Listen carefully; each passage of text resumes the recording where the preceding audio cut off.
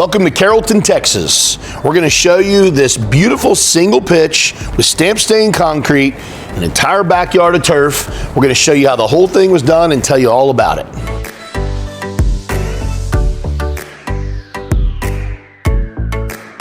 So let's start this project with the turf. The thing is, this particular client did not want to have to deal with anything in the backyard. They don't have to mow it, weed eat it, edge it, fertilize it, water it, nothing, and keep it nice and clean. That's why we did turf. And yes, we did the whole thing. One of the other challenges in this project is their backyard is really their side yard. And you can see how close these houses are together. So there are some build line restrictions and some easement restrictions. Even though their property is house to house, where this concrete stops is actually an easement the rest of the way. And where this post is the build line. We're able to cheat a little bit with a bigger soffit, but you can see how close we are to this other house. Now, in this particular project, we did turf, and then we did a 24 by 16 foot stamped and stained concrete. Came out beautiful with this white and this gray lift. I really like this pattern. This is just a natural stone pattern, no geometric shapes or weird things or anything like that. Now, another thing we did do on this project is we didn't demo this corner piece out.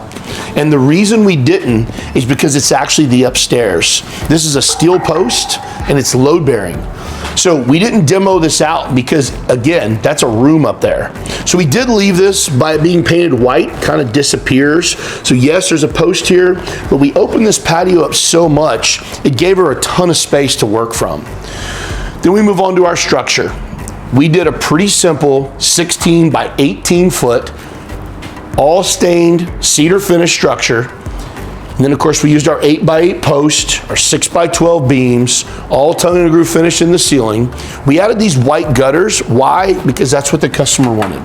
That's what's on her house, and that's what she wanted to put on here, so that's what we did. We did all the electrical, pretty simple, did some lights, did a fan, and then for this nice little addition, she had this gas meter here. So we built this custom cabinet to fit over the gas meter. And this came out really cool. Now, eventually this will all get hidden as well, but for now, this gives her a little counter space, and it makes use of that instead of just having this giant gas meter. Through this process, we did have some delays. We had the permitting for the city took forever. Then we had some ice storms, we had our holidays. So this project took a little longer than it should have. I think we spent about 9 weeks on it. Should have been about half that, but that's from start to finish. And this total project was $49,888. So just under $50,000 gets this entire project done, permitted, project managed, administrative, renderings, everything that goes with that. And that's exactly how this whole project laid out. We thank you for watching. We hope you learned something, and always remember, always do the right thing.